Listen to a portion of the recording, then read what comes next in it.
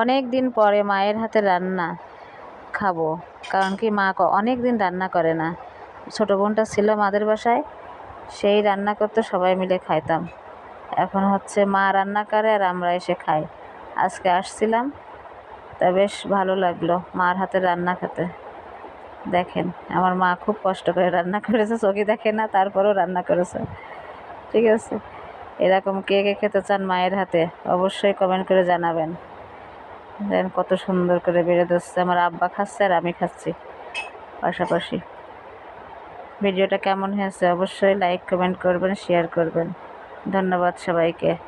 আর এরকমভাবে যেন বাপের বাড়ি ঘন ঘন এসে এরকম মায়ের হাতে রান্না খাতে পারি, সেই দোয়া করবেন সবাই মিলে।